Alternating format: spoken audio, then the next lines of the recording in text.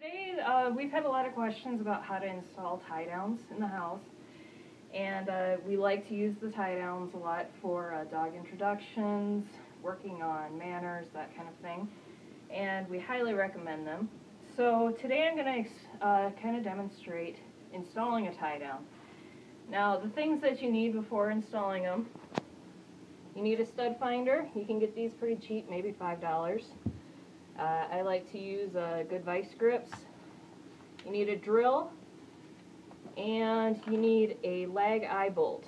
I like to use this size, which is 4 inches long by 5/16. If you have a stronger puller or whatever, there's also, like this one's a 3/8 by 4 inch. So basically you just want something with a good amount of teeth, and I prefer it with a little bit of smooth here, so if you do have it sticking out a little bit from the wall, you don't have a rough spot there. So what you do is you start out using your stud finder, find your studs in the wall. You want to attach this into a stud. You can put it close to the baseboard, but I would not recommend going into the baseboard, just because that can affect how strong it's going to be. You don't get into the stud quite as far. I have a helper here. And also the drywall usually isn't strong enough to hold a dog that's intent on getting away from the wall. So here I know that there is 2x4s that go right around this vent. So I'm actually going to install one right here so that I can have dogs on either side of my TV, so I can keep an eye on them. They can still be with me, and they can't get to each other. So once you've located your stud, located the spot you want to put the tie down, you're going to use a drill, and usually use a bit that is just a little narrower than the lag bolt that you're going to use, so that you can drill a pilot hole, make it easy to put the lag bolt in, but still leave enough that these teeth can grab onto it. So we're just going to go ahead and install this.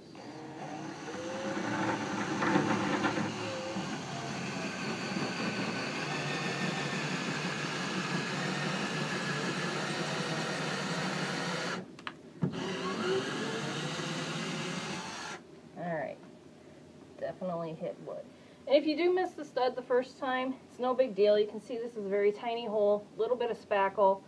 If you got any a painted wall, it won't take anything to get that cleaned up. So now that I have my hole drilled, I'm going to start in.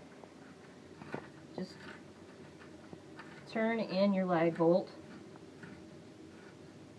And they usually go pretty easy for most of the way. So this is where my vice grips come in.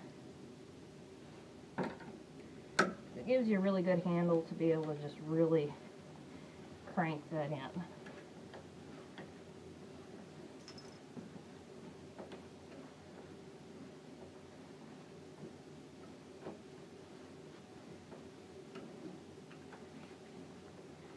As you can see, this is going pretty hard.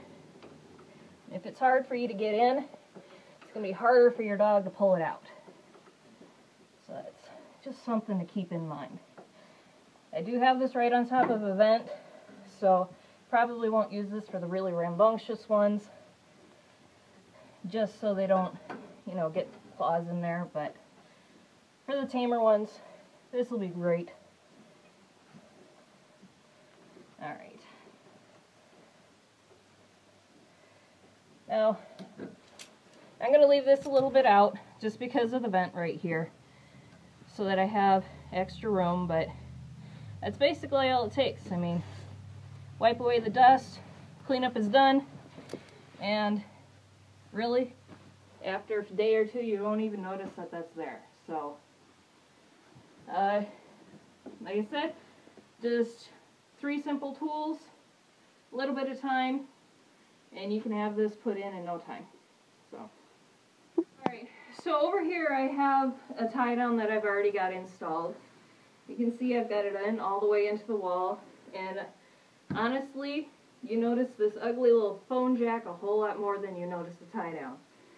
So in this spot, I just have a 2-foot cable with clips on either end. Just attach the clip. This end goes onto the dog's collar or onto his gentle leader, whatever you're using, and you're done. Nice thing about it, it's very low to the ground.